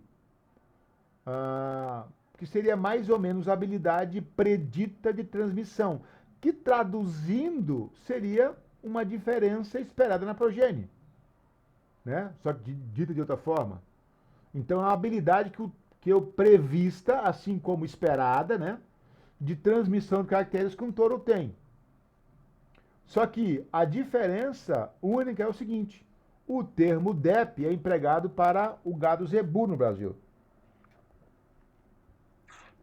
Gado de corte. Gado zebu de corte, Nelore, Uzerá, Gi, Sindi, essas raças aí. O termo PTA, ele é empregado para gado de leite, tá? Gado de leite. E é porque já vem dos trabalhos norte-americanos, canadenses aí, por isso que já ficou esse termo em inglês. Então, PTA. Quando vocês virem falar em PTA, já tem a obrigação de saber que é similar à DEP, porém aplicada em valores para gado leiteiro. Fechou? Acurácia é o mesmo que confiabilidade. Ah, não, eu tenho uma DEP ao nascer, o touro, sei lá, um touro que está na moda agora, está em alta. Ren. Já ouviu falar dele, João? Ren Amador, tem Sim, uns Ren Amador. Ren aí, né? Não conheci eles profundamente, não, mas sei que está na moda. Agora, vamos pensar nesse touro. Eu abro uma internet e mostro a imagem para vocês. O Ren. Ah, não, o Ren Amador tem um adepto para peso de desmama de mais, tá lá no catálogo dele, do Ren, mais 10 quilos. Significa dizer que, na média, os filhos do Ren desmamam 10 quilos mais pesados do que a média dos filhos do rebanho que o Ren foi posto. Botou o sêmen do Ren lá na fazenda Vou dar sempre esse exemplo porque tem alguém que pode confirmar isso para mim, que é o João que está aí, que eu posso dar as informações que ele comprovar se o que eu vou falar, ele vai confirmar se era feito assim ou coisa parecida. Colocou lá na fazenda do Lourenço. E também porque eu já fui lá, levei uns alunos lá no começo do semestre, né? As primeiras turmas, eu levei lá nos dias de campo que ele fazia lá sobre venda. Era leilão, mas falava muito sobre melhoramento genético também. Umas palestras e tal e tal. Enfim, colocou o Ren lá. A média de peso de desmama dos bezerros, vamos supor aí, vamos jogar um valor aí de 180 quilos, tá? Que era a média de desmama dos bezerros lá na fazenda. Os filhos do Ren, nessa lógica, desmamariam com 190 quilos, na média, tá? Na média. Ou seja, 10 quilos superior às médias dos bezerros do rebanho, tá? A acurácia é o seguinte: quantos por cento que eu posso confiar, qual a minha confiabilidade que os filhos do Ren jogados lá na propriedade do senhor Lourenço vão realmente desmamar com 10 quilos a mais do que os bezerros do rebanho. Isso é acurácia, tá? Então, é o quanto as DEPs são confiáveis, ou seja, a relação entre o valor estimado, a diferença estimada, a diferença esperada, a diferença predita, prevista, e o valor real observado. Ou, por outro lado, qual que é o grau de risco de usar um touro. Exemplo, eu tenho um touro, 2 touros, com o mesmo DEP. Vamos pensar de novo em perda de desmama.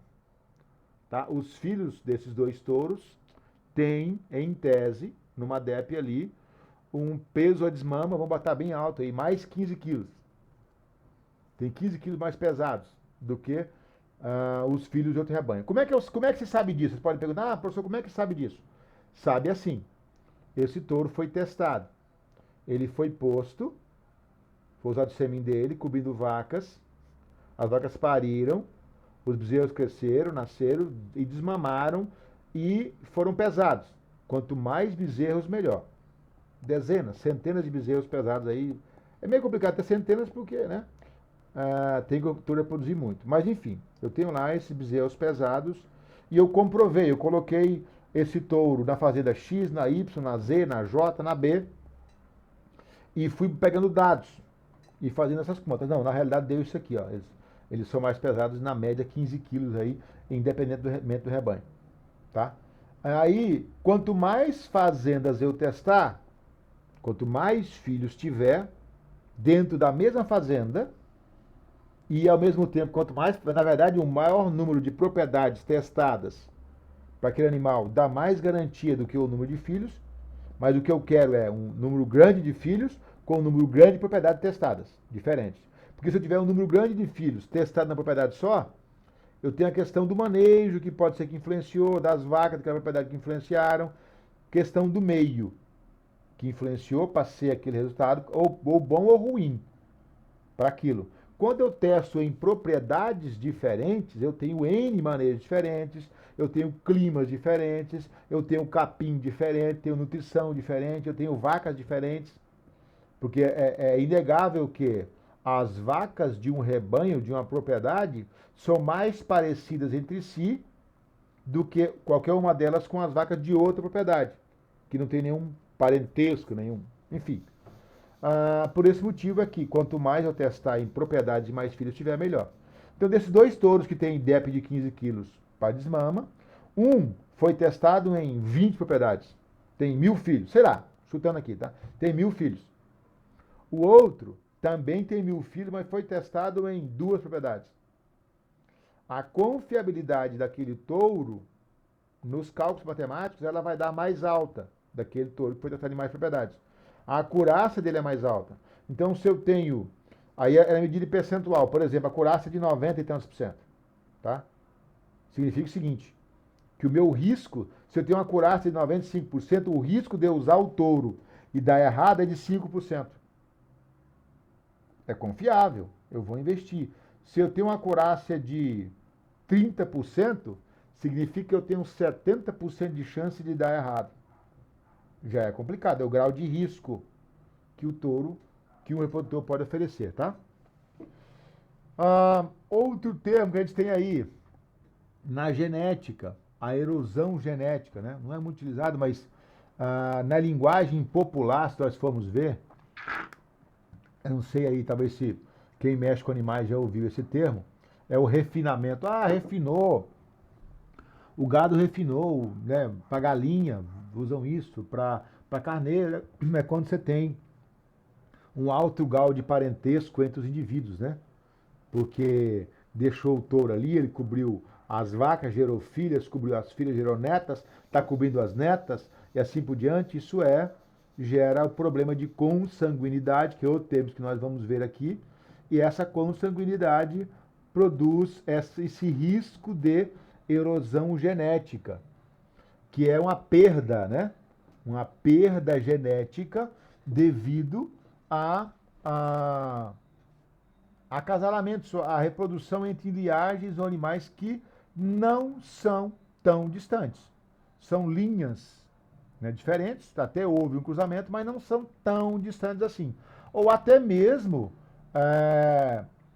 são realmente parentes, como eu falei, né? Isso pode ocorrer no caso de raças para quais não mais se importa material genético para o refrescamento de sangue. Exemplo, a importação de gado zebu para o Brasil. Foi feito lá, a última, na década de 60. Não entrou mais nada de gado zebu no Brasil, vindo da Índia. Recentemente entrou alguns materiais genéticos aí e tal, de embriões, mas por questão sanitária, que não é tão boa na Índia, é proibida essa importação. Então, os animais que vieram lá no começo, a chance não aconteceu com o gado zebu, porque com o Gi está acontecendo, tá? Com o Gi está um problema, porque veio bem pouco Gi. Nelore veio muito. Então, o Nelore não está tendo esse risco, porque veio muito gado e de regiões diferentes da Índia, então eles não são parentes. Agora, com o Gi, não. O Gi veio pouco gado, está tendo esse problema já no Gi, tá? Até porque as pessoas também acabaram acasalando Gi a parentes, e aí acabou concentrando essa sangue, né? Dando a chamada consanguinidade. Então isso leva à perda genética. Começa a ter problema de reprodução, começa a ter problema de fecundação, começa a ter problema de morte de bezerro, começa a ter uma série de problemas que são de ordem genética. E recentemente eu tive aula na pós-graduação que eu estou fazendo de melhoramento, e a professora comentou alguns problemas do Gi, mas não me recordo agora. Eu preciso até voltar, ver se eu acho esse material lá para falar para vocês quais são os problemas que estão acontecendo devido a essa questão da consanguinidade do G, né? Então, essa erosão é perda, está erodindo, está se desmanchando a genética. E aí você não consegue fazer melhoramento genético, porque os indivíduos eles começam a concentrar defeitos e não qualidades. E aí onde você pega o indivíduo, como você pega, ele tem que ter aquele defeito, ele não tem condições de corrigir, ele não tem genética para corrigir aquele problema dentro daquela raça, não. Então é chamada erosão genética, tá? E se você puder importar material que não é aparente para, que a gente chama de refrescar o sangue, beleza. Se não puder, é complicada a situação. E aí, o refrescamento de sangue é quando você introduz sangue. Quando eu falo sangue, é genética, tá, gente? Não é tirar o sangue do animal e enfiar no outro, não. Não é tirar o sangue do aveia e pôr na outra, não. É introduzir sangue ou a genética de outros animais da mesma raça, que sabidamente animais não têm relação nenhuma de parentesco. Isso você faz quando você tem um risco de erosão genética ou de consanguinidade. Então você faz o refrescamento de sangue. É um termo que a gente não tem tido tanto problema com a questão do GI, mas também não dá nem para refrescar o GI, porque não tem animais para refrescar. Mas recentemente, no Nelore, não foi conduzido isso, mas havia uma linhagem de Nelore, chamada Lengruber, que ficou meio isolada do restante, né? Um grupo de Nelore evoluiu para um lado aqui, dos importadores, dos criadores, tal, e essa ficou meio esquecida, na Bahia. Aí, quando ela foi atentado, ou virar os olhos para ela, perceberam que lá os animais tinham as características diferentes, né, dos animais Nelore que é criado no Brasil, algumas coisas diferentes. Isso passou a valorizar demais essa linhagem, que é chamada linhagem Lengruber, valorizar ela para ela trazer genética diferente e melhorar mais ainda o Nelore. Se nós abrirmos aqui e digitarmos linhagem Lengruber, talvez traga alguma coisa de informações a respeito disso. Vamos botar aqui, linhagem Lengruber. Tá. É Lengruber com M, né? A história secular é uma das mais importantes linhagens da raça Nelore do Brasil. Deixa eu ver aqui. Tá. Aqui, ó. O produtor Eduardo Penteado Cardoso detalhou, além do tempo de seleção genética, que o cara que acho que é o dono da linhagem Lengruber hoje em dia, né? Tem 140 anos, começou em 1878, muito antes das importações de Nelore. Só que esse animal acabou ficando meio isolado, né? E Lengruber, porque o cara que começou esse trabalho chamava-se Manuel Lengruber, com M, né? Mas se eu não me engano, essa linhagem acabou indo para Bahia. Acabou indo para Bahia, deixa eu ver se eu acho Bahia aqui.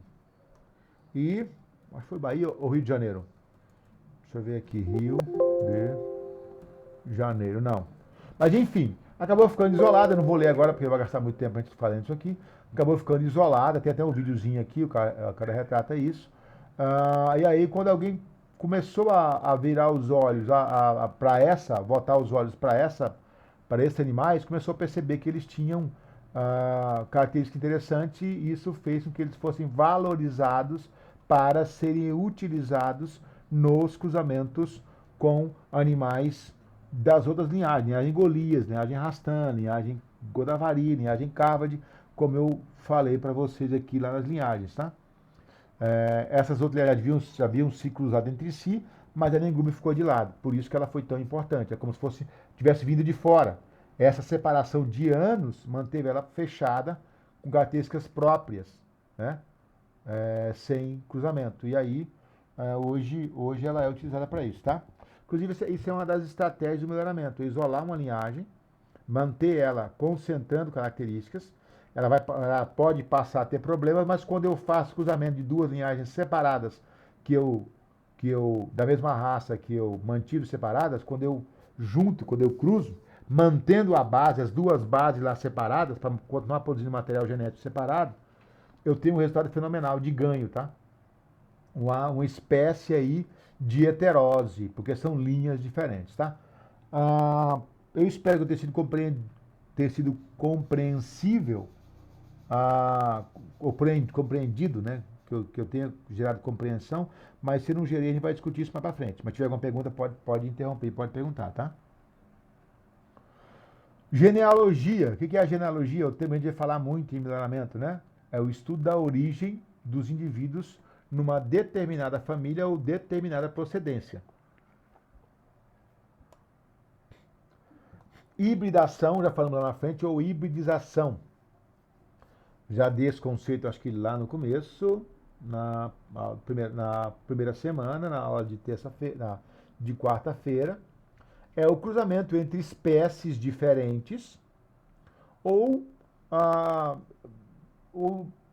talvez não, também de linhas diferentes, pode ser um híbrido, né? De raças diferentes, mas para a biologia, geralmente, quando você coloca lá em biologia, é híbrido. Eles vai vir o conceito de que é o cruzamento entre espécies diferentes. E é um indivíduo com características dos pais, mas via de regra é estéril. Exemplo disso, citei lá já o burro, né? Acho que eu citei para vocês o hibridização, não lembro. Porque são várias disciplinas, eu trabalho com isso também, lá também é aquicultura. Posso falar em outras disciplinas. Não estou com avicultura agora esse semestre, mas também falo disso em avicultura. Então, não sei se eu falei com vocês, mas acho que eu falei. Então, hibridização, um dos conceitos conceito 1, cruzamento entre espécies diferentes. E aí o indivíduo tem características similares às dos pais, no caso do burro, parece um pouco com o jumento, mas parece um pouco com o cavalo, tem o tamanho do cavalo, com algumas coisas do jumento, orelha do jumento, cauda do jumento, casco parecido com o do jumento, mas o tamanho do cavalo e tal e tal. O som emitido parece com o do jumento, mas não é igual, tá? É mais curto o som que ele emite. Então é um híbrido. O burro é um exemplo de híbrido, tá? Outra definição de híbrido, aí é mais do ponto de vista zootécnico mesmo. São animais obtidos após sucessivos cruzamentos entre linhagens com características específicas. Falei com vocês aqui. Eu posso chegar no rebanho, sei lá, eu tenho lá 1000 cabeças de animais. Vamos pensar em galinha, pode ser galinha. Da mesma raça, então são todas parecidas, tá? Aí eu vou lá e começo a medir dados dessas galinhas. Tamanho do ovo, cor da casca, crescimento, sei lá. Vamos supor que eu passe anos fazendo isso. E eu consigo identificar ali indivíduos com características diferentes. Aparentemente tudo igual, mas consigo identificar no meio lá a diferença genética que existe. Aí eu vou e separo pelo menos 2 grupos, tá? Diferentes. Um grupo que, sei lá, que produza mais ovos, que bote mais ovos, né? Na América a linha bota mais ovos no ano que o outro. Aí o outro grupo que que eu separei, bota menos ovos, mas sei lá, cresce mais rápido, não sei, alguma informação assim. Aí eu separei esses 2 grupos, era de 1000 aves, eu separo os 2 grupos e vou concentrando, intensificando aquela característica de botar mais ovos num, intensificando a característica do outro, que é ser mais rápido, de entrar em postura mais cedo, tá? Vamos supor. E vou intensificando, selecionando. Chega no momento que eu tenho animais da mesma raça, mas são chamadas linhagens, com características, ou variedades também, né? Mas mais do que para variedades. Características distintas. Quando eu pegar, depois de anos fazendo isso, isolando eles e melhorando cada um num sentido, quando eu pegar esses 2 indivíduos, esses 2 grupos, e tirar alguns indivíduos de um grupo, tirar um do outro, e fazer acasalamento entre eles, fazer cruzamento, aí já é cruzamento porque são linhas diferentes, eu vou ter um choque sanguíneo que eu consigo de cara um produto que bota mais ovos e entra em postura mais cedo. Porque ele herdou de um, herdou do outro. O exemplo que eu dei do gir lá. Então, isso é um híbrido, né? As galinhas de postura comerciais são praticamente todas híbridos. Ou de cruzamento entre raças diferentes, ou às vezes de linhas diferentes. Então eu posso conseguir esse indivíduo após sucessivos cruzamentos entre linhagens com características específicas, tá? Que eu separei e conduzi para essa característica. Eu digo eu, mas geralmente quem faz isso é a empresa, que vão anos para se conseguir isso. Em galinha é mais rápido, porque ela tem um ciclo de vida mais curto, uma reprodução mais rápida. Então, eu tenho gerações aí ao longo do ano, 2 gerações tranquilo, né? Tranquilo. Eu tenho um frango, um pintinho que nasce, se desenvolve, faz postura com 5 meses mais ou menos, se reproduz, e antes de um ano eu tenho já o segundo, eu tenho o filho dele. Então eu tenho 2 gerações no ano, né? Já com bovino é complicado. Vão 3 anos, 2 anos e meio, no mínimo 2 anos e meio para ter uma geração. Então, se eu for aí ter 3, 4 gerações, vai demorar pra caramba para eu conseguir esse resultado de melhoramento. Aí é mais lento, tá? Nesse caso, esse indivíduo dessa definição 2 aqui, ele é fértil. Ele não é estéril como o cruzamento entre espécies diferentes, como o búho é estéril. É um híbrido, mas é um híbrido fértil. Por quê? Ele é um híbrido entre linhagens diferentes, entre raças diferentes, e não entre espécies diferentes. Voltem lá no conceito de raça e espécie para clarear isso aqui. E nesse caso, esse indivíduo geralmente o que eu busco é isso nesse processo, é extremamente produtivo. Só que ele não passa essa capacidade produtiva para seus descendentes. Aí eu botei de parênteses aí, frango. Por quê? Agora uma pergunta para vocês. Se os filhos... vocês conhecem frango branco, frango de granja, né? Com certeza conhecem.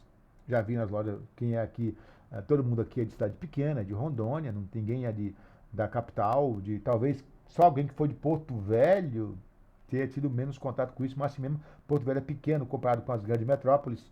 Só quem nasceu numa capital aí grande aí, dessas grandes do país, talvez não só morou no asfalto, não teve contato com isso. Acho que a maioria já teve contato aí com franguinho de granja, né? Nas lojas para vender, alguns já criaram em casa e tal e tal. Aí você vai lá comprar o franguinho, não sei quanto é que tá hoje, R$ 5, R$ 7 o pinto, não sei, por aí. Aí o cara pensa, pô, eu podia pegar esses frangos, deixar eles crescerem, né? Tem macho, tem fêmea. Aí eu reproduzir esses animais e tirar os pintinhos. Por que eu vou comprar de novo? O problema é, os filhos desses frangos, se eles reproduzirem bem, que eles reproduzem mal, não são estéreis, mas reproduzem mal. Os filhos desses frangos são muito ruins quando comparados com eles. Então não vale a pena, tá? Já observaram isso? Por que ninguém faz isso, né? Por que o produtor compra semente de milho todo ano? Alguém tem ideia de quanto é só o custo da semente de milho por hectare? 1 hectare de milho, 100 por 100. A quantidade de semente para plantar 1 hectare já vem no saco, tá? Um saco de semente de milho, a depender do tipo de grão, do tipo da semente, ela já vem com a quantidade de sementes. Ou então o saco de milho você não compra por peso. É um saco de milho para 1 hectare. Então, se ele for grãos mais pesados, você vai ter mais peso. Se forem grãos mais leves, menos peso, porque você compra mais ou menos quantidade de sementes, tá? Alguém tem ideia de quanto é que custa hoje em dia? Eu não sei ao certo quanto é que tá, mas eu posso chutar aqui. Um saco de semente de milho para 1 hectare? Não sei, né, professor? Cara, vai estar aí... Não sei, né, professor? 800 conto. Não tenho medo de errar. Aí você fala, vou comprar isso caro. Por que eu não uso? Então, tá, mas qual foi o material que falou? O pai comprou, pagou 570, professor. Ô Luiz, para qual foi o material pode estar mais caro que isso. Isso foi quando? Esse ano ou foi o ano passado? Isso. Vamos ver aqui. Vamos ver só para Ano passado.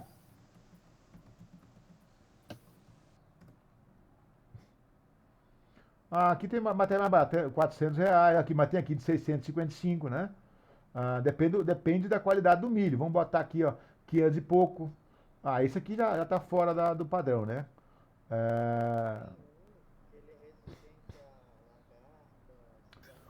Tem um que ele é resistente a lagarta, cigarrinha, Vamos ver etc. aqui, Que ele vou custa tentar lembrar como é que chama de a tecnologia. 890 até R$ 1.300. Caramba, me fugiu agora. Me fugiu. Pro. Como é que é? Pro alguma coisa. Como é que é? Cacete, me fugiu o termo agora. VT Pro 2, tá? VT Pro 2, que é resistente a lagarta, resistente ao glifosato. São duas resistências aqui. Aqui não apareceu. Mas tem aqui, ó, milho 805, 60, 10 quilos, tá? Dá para 1 hectare, mas 10 quilos de milho só. R$ 805. Então, 800 conto. Na outra tinha uma semente de mais de 1.000, não sei se vocês viram ali, né? Tinha um aqui de 1.000 e pouco. Aqui é 1.900, né? Mas eu não sei nem que material que é esse, mas 1.900 conto. Enfim, é caro. Aí você pode pensar, por que o produtor não usa esse milho de novo? Esse mesmo milho para tira a semente de lá. Porque é um híbrido. Às vezes híbrido duplo. Tá? 2 vezes hibridado. Se eu plantar semente, esse milho vai sair uma porcaria. Ele não passa para frente as informações genéticas que ele tem.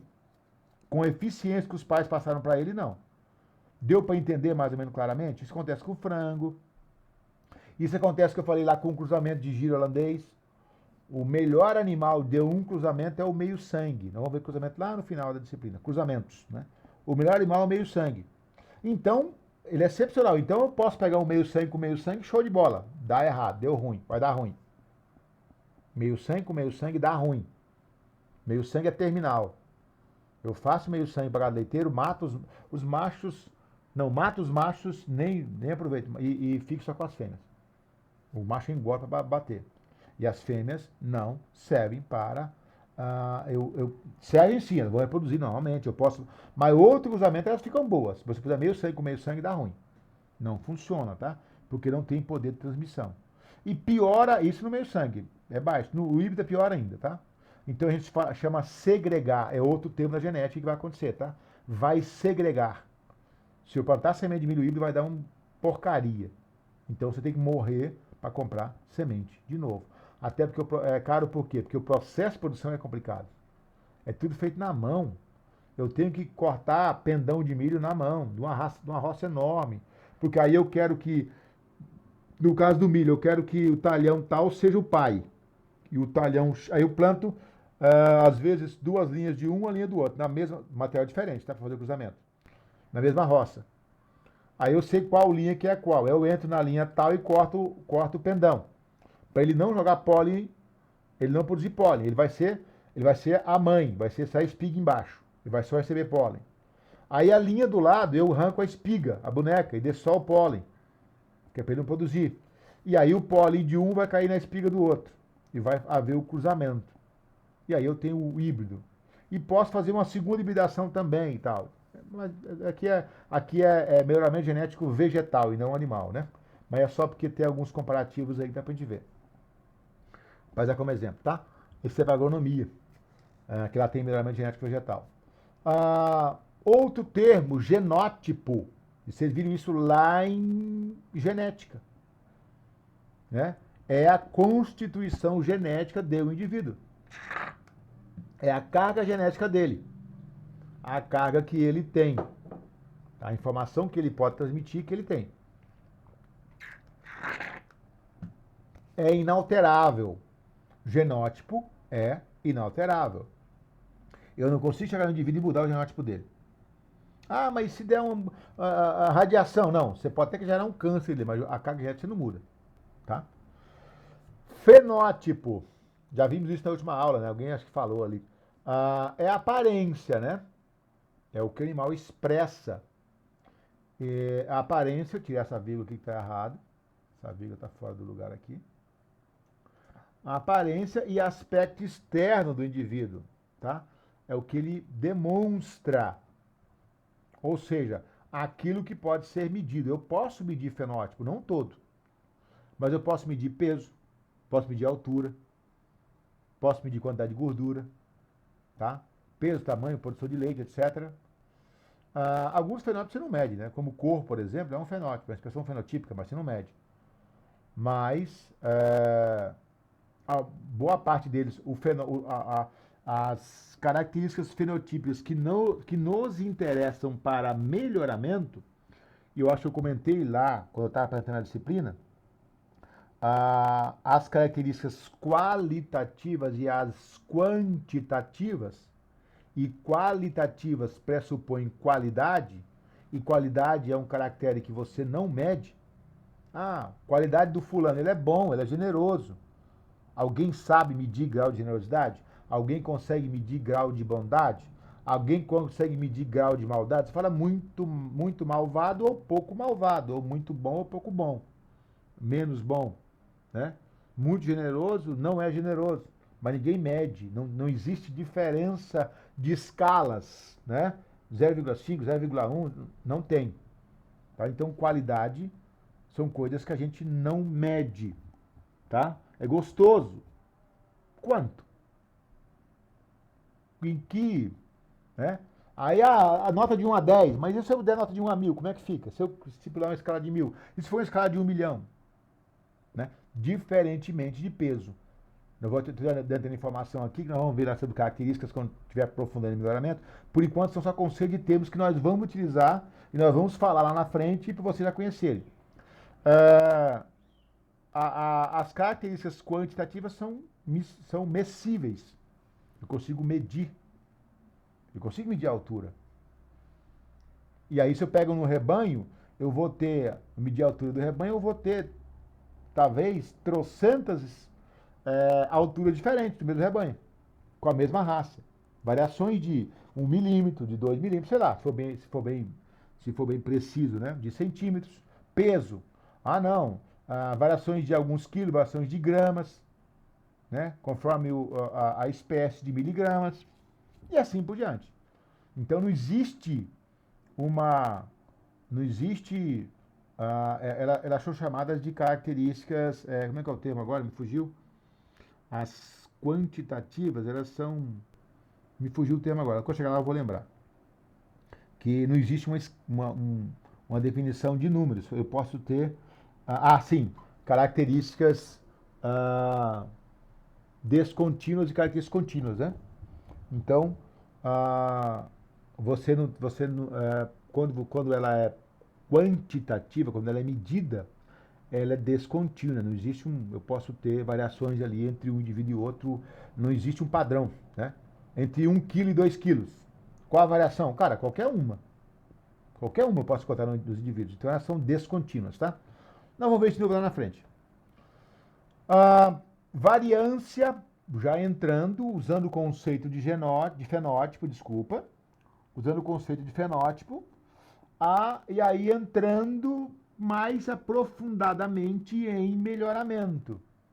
Que a gente vai ver muito isso. Nós vamos trabalhar e calcular variância fenotípica.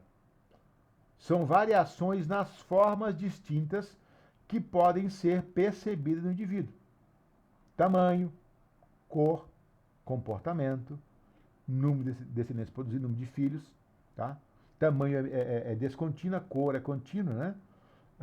Mas comportamento também não pode ser medido, mas eu posso dizer, estipular, criar uma escala de graus aí, mas eu posso criar pode criar outro, poder dizer, não, é reativo, é pouco reativo, é mais reativo, enfim, é agressivo, é tranquilo, é manso, coisa desse tipo, tá?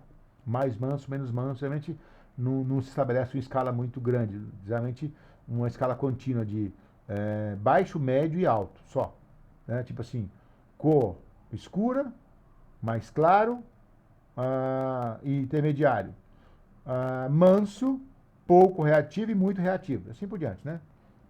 Geralmente trabalha com três escalas, mas pode trabalhar com mais, depende no experimento qual o critério que você está utilizando. Alguém levanta a mão aí? Fala, João. Professor, desculpa por incomodar, mas horário, né? A aula acho que acabou. Beleza. Já tem 3h20, tá, outra fechou, aula. Valeu. É que eu não vejo o horário, tá? Valeu, então. A gente para por aqui e a gente encerra por aqui essa aula e dá para continuar ainda na próxima, dar continuidade, tá? O senhor vai disponibilizar essa aula? Eu já falei com vocês, eu acho que eu falei na primeira aula. A gravação, sim. A apresentação, não. Eu disponibilizo textos, tá? Textos sim. A aula, tá? E aonde que o senhor vai porque disponibilizar? eu falei no primeiro dia de aula, é meio como que obrigatório agora, tá? Deixar no AVA. Ah, sim. É porque eu não vi eu não lá. botei lá ainda, bom. tá? Porque eu tô ainda aprendendo, viu, Thaís? Thaís, como é que eu vou trabalhar? Eu vou ter agora subir esse Isso. vídeo pro YouTube, eu coloco o link lá no Ava. Sim. Eu tô Ah, engatinhando sim, ainda, tá? Dá um obrigada. tempo pra mim que eu tô aprendendo essas... Eu usava o Meet que era mais rápido e mais prático. Agora tô mudando a maneira de trabalhar. Tá bom. Fechou? Valeu, então. Fechou. Desculpa. Fechou, Do horário professor. aí, Valeu. eu não vejo o horário aqui e Não, já não, tava tipo, monitorando. Falou, até valeu. amanhã, então. Falou, Valeu, então. professor. Até amanhã.